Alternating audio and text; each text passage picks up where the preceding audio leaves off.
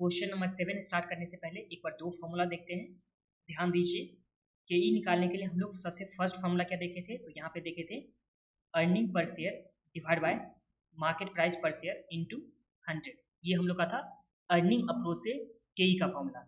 जब आप लोग कॉस्ट ऑफ कैपिटल पर होगे तो ये फॉर्मूला आप लोग को ऐसे ही याद हो जाएगा। अब ध्यान दीजिए, इसी तरह से केई निकालने का एक डिविडेंड ग्रोथ मॉड्यूल में फॉर्मूला क्या होता है, ये आ गया डिविडेंड ग्रोथ मॉड्यूल का केई निकालने के लिए फॉर्मूला क्या होता है, तो इस टाइम में होता है डिविडेंड करेंट ईयर का डिविडेंड और जो एंड का होगा डिवाइड बाय मार्केट प्राइस पर शेयर, और प्लस में यहाँ क्या आ जाता है, और यहाँ आ जाता है ग्रोथ आ जाता है प्लस। तो ये हो गया हम लोग का दूसरा फॉर्मूला। तो ये आप लोग देख लीजिए एक बार, K E is equal to D1 divide by market price plus यहाँ पे आ जाएगा ग्रोथ आ जाएगा। और D1 कैसे निकालेंगे, तो D1 निकालने के लिए ये आता है D0 फिर 1 प्लस ग्रोथ कर देंगे, तो इस तरह से हम लोग का क्या निकल के आ जाएगा, D0 निकल के आ जाएगा। अब आ जाइए क्वेश्चन नंबर जो दे रखा हुआ है 7, उसमें ये रहा हम लोग के पास question number 7। In May 2020 shares of RT limited was sold for ₹1460। तो इस तरह से हम लोग को मार्केट प्राइस कितना दे रखा हुआ है, 1460 दे रखा हुआ है। A long term earning growth rate of 7.5% is anticipated. R limited is expected to pay dividend of ₹20 तो हम लोग को सम्स में क्या क्या दे रखा हुआ है, तो देखिए यहाँ पे क्वेश्चन नंबर 7 का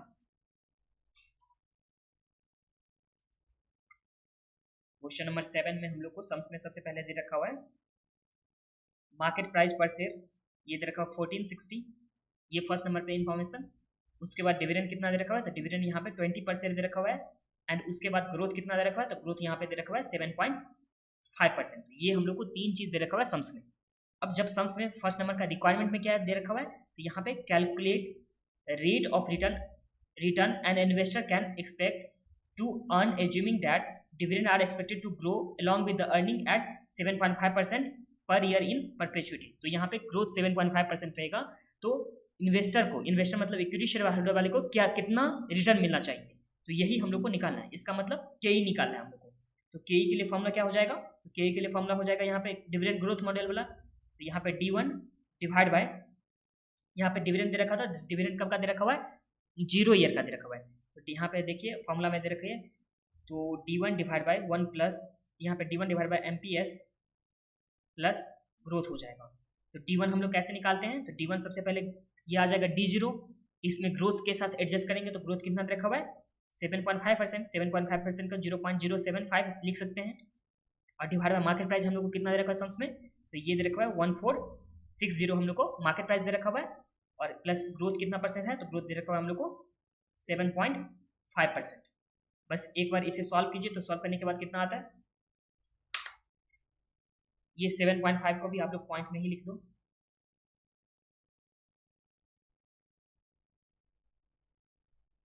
$0.075, ये आ जाता है हम लोग का 20 plus 7.5% divide by 1460 plus 0.075 into 100। इस तरह से ये हम लोग का आ जाता है 8.97%। यही हम लोग का कितना आ गया फर्स्ट केस में 8.97%, जो सिंपल था। बस हम लोग को लर्न क्या करना है, तो बस इसमें हम लोग को ये फॉर्मूला जो दे रखा हुआ है वो लर्न करना है। डिविडेंड ग्रोथ मॉड्यूल के हिसाब से जो भी फॉर्मूला दे रखा हुआ है वो हम लोग को लर्न करना है। वो क्या है, तो D1 divide by market price plus growth है। यहाँ पे D1 कैसे निकालेंगे, तो D1 निकालने के लिए D0 इंटू 1 प्लस ग्रोथ करेंगे। तो ये हम लोग का फर्स्ट फॉर्मूला हो गया। अब ध्यान दीजिए, अब इसका इस सम्स के हम लोग सेकेंड पार्ट में आते हैं। तो सेकेंड पार्ट में आप लोग आ जाइए। सेकेंड पार्ट में क्या बोला यहाँ पे, it is expected that RT limited will earn about 10% on retain earning. तो यहाँ पे रिटेन अर्निंग पे कितना परसेंट अर्न कर सकता है, 10%। तो यहाँ पे R कितना आ जाएगा, R आ गया 10%। And sell retain 60% of earning. तो यहाँ पे B कितना आ जाएगा, तो B कितना आ गया 60%, क्योंकि B हम लोग को रिटेन अर्निंग को क्या बोलते हैं, हम लोग B बोलते हैं। और B 60% हो गया और R कितना हो गया 10%। तो B और R से हम लोग क्या निकाल सकते हैं, ग्रोथ निकाल सकते हैं, क्योंकि ग्रोथ इज इक्वल टू क्या फॉर्मूला होता था, ग्रोथ इक्वल टू होता था BR। तो BR को मल्टीप्लाई करके हम लोग ग्रोथ निकालेंगे। And in this case state whether there would be any changes in growth. तो हम लोग को चेंजेस अगर हो रहा है ग्रोथ में कि नहीं, ये हम लोग को बताना है। एंड कॉस्ट ऑफ इक्विटी में क्या चेंज हो रहा है वो भी हम लोग को बताना है। तो ध्यान दीजिए, कॉस्ट ऑफ इक्विटी पुराना वाला कितना है, तो 8.97 हम लोग को कॉस्ट ऑफ इक्विटी है पुराना वाला। एंड ग्रोथ कितना दे रखा था पुराना वाला, तो यहाँ पे 7.5% दे रखा है ग्रोथ। देखेंगे हम लोग सेकंड केस में चेंजेस हो रहा है क्या। तो ये रहा हम लोग का सेकंड केस, जिसमें बी दे रखा हुआ है कितना परसेंट, तो बी दे रखा हुआ है 60%, एंड उसके बाद आर कितना परसेंट दे रखा है, तो आर दे रखा हुआ है 10%। तो हम लोग सबसे पहले ग्रोथ निकालते हैं। तो ग्रोथ इक्वल टू फॉर्मूला होता था बी आर होता है, तो ये लिखेंगे हम लोग बी आर, बी सम्स में है 0.60% इंटू आर कितना दे रखा है, तो आर दे रखा है हम लोग को 10%। यहाँ तक तो कुछ प्रॉब्लम नहीं है। इस तरह से ग्रोथ कितना आ गया, तो ग्रोथ आ गया हम लोग का 6%, और पहले से ग्रोथ कितना दे रखा था, तो पहले से दे रखा था 7.5%। तो इस तरह से ग्रोथ में क्या हुआ, यहाँ पे डिक्लाइन हुआ। अब इसका सेकेंड पार्ट में हम लोग चलेंगे। ये तो हम लोग का ग्रोथ का हो गया, ग्रोथ में चेंजेस का। दूसरा क्या बोला था, कॉस्ट ऑफ इक्विटी में चेंजेस होने के लिए। तो कॉस्ट ऑफ इक्विटी निकालने के लिए हम लोग का फॉर्मूला क्या होता था, तो कॉस्ट ऑफ इक्विटी के लिए फॉर्मूला होता था D1 divide by market price plus growth होता था। सम्स के लिए हम लोग का तो फॉर्मूला यही था, ग्रोथ वाला था ना। अब यहाँ ध्यान दीजिए, D1 तो हम लोग को निकालना होगा, और मार्केट प्राइस कितना दे रखा हुआ है 1460 हम लोग को मार्केट प्राइस दे रखा हुआ है। मार्केट प्राइस 1460 था ना, ये रहा हम लोग के पास 1460 हम लोग के पास मार्केट प्राइस है। तो मार्केट प्राइस तो है, प्लस में ग्रोथ हम लोग को कितना मालूम है, ग्रोथ मालूम है 0.06, 6% का मतलब 0.06। तो हम लोग को D1 निकालना है। तो D1 हम लोग किस तरह से निकालेंगे, तो D1 निकालेंगे पिछले वाले को हम लोग आधार मान करके, पिछले वाले जो ग्रोथ दे रखा हुआ है उसे आधार मान करके निकालेंगे। तो ध्यान दीजिए, यहाँ पे पिछले वाला ग्रोथ कितना दे रखा था, तो 7.5% दे रखा हुआ है पिछले वाला ग्रोथ। और उसके बाद हम लोग रिटर्न, जो rate of return on investment है 10%, वो हम लोग एज्यूम करते हैं। दोनों में केस में क्या था, सेम था। तो यहाँ पे rate of return on investment कितना था, 10%। अब ग्रोथ के लिए फॉर्मूला क्या होता था, बी आर होता था। तो यहाँ ग्रोथ हम लोग को दे रखा 0.075 इज इक्वल टू बी कितना है, तो बी तो हम लोग को नहीं मालूम है, बी हम लोग को निकालना है। तो बी निकालेंगे हम लोग, रिटेंशन रेशियो कितना होने वाला है, and rate of return on investment कितना आ गया, तो 0.10 आ गया। इस केस में बी इज इक्वल टू क्या आ जाएगा, 0.075 डिवाइड बाई 0.10। तो ये बी कितना आ जाएगा हम लोग का, तो ये आ गया 0.075 डिवाइड बाई 0.1, तो 0.75। तो 0.75 हम लोग का क्या आ गया, रिटेंशन रेशियो आ गया। तो इस तरह से रिटेंशन रेशियो 0.75 आ गया। तो यहाँ पे 1 माइनस बी कितना आ जाएगा, तो 1 माइनस बी कितना आ जाएगा, 0.25 आ जाएगा। तो 0.25 ये क्या आ गया, ये आ गया dividend pay out ratio, dividend pay out ratio. और सम्स में डिविडेंड कितना पेमेंट हुआ है, सम्स में डिविडेंड कितना पेमेंट हुआ है, तो वो हम लोग को एकदम ऊपर में दे रखा हुआ था।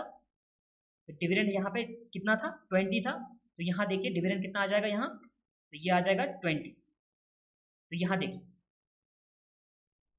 25% डिविडेंड पेमेंट है, तो आया 25% क्या है, डिविडेंड पे आउट है। और उसमें कितना डिविडेंड पे हुआ, तो यहाँ डिविडेंड पे हो रहा है 20।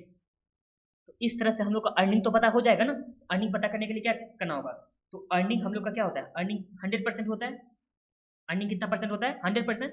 तो यहाँ पे 100% डिवाइड बाई 25%, और इंटू क्या करेंगे, 25% का वैल्यू 20 मालूम है। तो इस तरह से हम लोग को क्या निकल के आ जाएगा, ये हम लोग का निकल के आ जाएगा अर्निंग। क्योंकि अर्निंग जो हम लोग जिस चीज़ को हम लोग को निकालना होता था, एक फॉर्मूला देखिए ये हमेशा काम आता है।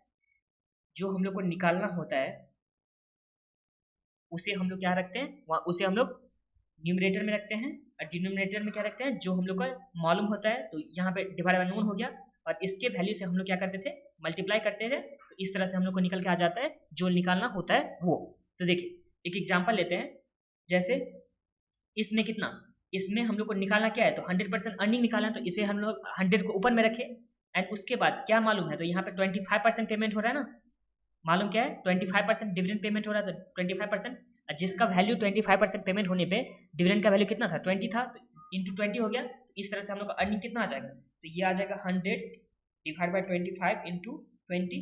तो ये अर्निंग कितना आ गया सम्स में, तो अर्निंग हम लोग का आ गया 80। तो अर्निंग तक में तो आप लोग को कुछ प्रॉब्लम नहीं है। तो ये अर्निंग हम लोग का आ गया 80। तो इस केस में अर्निंग हो गया 80। तो यहाँ डिविडेंड कितना हो जाएगा, तो डिविडेंड इज इक्वल टू 80, और इसका यहाँ पे डिविडेंड पे आउट रेशियो कितना दे रखा हुआ था सम्स में,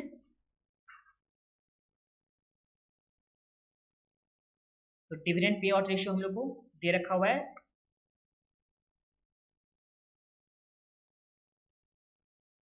ये फर्स्ट नंबर पे आ जाइए। न्यू के हिसाब से। ये हो गया हम लोग का रिटेंशन रेशियो। तो रिटेंशन रेशियो अगर हम लोग को 0.6 है तो dividend pay out ratio new के हिसाब से कितना आ जाएगा 1 माइनस पी। 1 माइनस पी कितना परसेंट आ जाएगा 60%, क्योंकि 100 माइनस 60 करने से आ जाएगा हम लोग का 40%। तो यहाँ पे 1 माइनस बी कितना आ गया 40%। तो इस तरह से हम लोग का जो ये डिविडेंड निकल के आ जाएगा, तो अर्निंग इंटू हम लोग करेंगे 40%। तो इस तरह से कितना आ गया D1 हम लोग का आ गया न्यू वाला D1, ये आ गया 32। अब ये न्यू वाला D1 कितना आ गया 32 आ गया। बस इस 32 को हम लोग यहाँ पे फॉर्मूला में पुट करेंगे 32 को, और इस तरह से हम लोग जो सॉल्व करेंगे तो हम लोग का कितना आ जाएगा कि तो ये आ जाता है 32 डिवाइड बाय 1460 प्लस 0.06 इंटू 100, तो ये आ गया 8.19%। तो यही इस तरह से हम लोग का KE में भी चेंजेस हुआ। पहले ये जो न्यू KE हुआ वो कितना हुआ न्यू KE, तो ये आ गया 8.19%, एंड जो पुराने वाला देख रखा हुआ था KE वो कितना था 8.97%। तो ये समझ में आ गया आप लोग को। देखिए सेकेंड वाली पॉइंट को एक बार फिर से रिविजन करते हैं। देखिए सम्स में सबसे पहले हम लोग क्या दे रखा था, तो यहाँ पे B दे रखा हुआ था 60%, तो R दे रखा हुआ था 10%। तो B और R से हम लोग क्या निकालिए न्यू वाला जो था ग्रोथ निकालिए।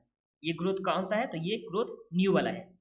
और न्यू KE निकालने के लिए हम लोग को क्या चाहिए D1 चाहिए। तो D1 निकालना होता है हम लोग को। तो D1 सबसे हम लोग को पता नहीं है यहाँ पे, बट मार्केट प्राइस हम लोग को दे रखा हुआ है न्यू वाला 1460, और न्यू वाला हम लोग को क्या दे रखा हुआ है ग्रोथ भी मालूम है।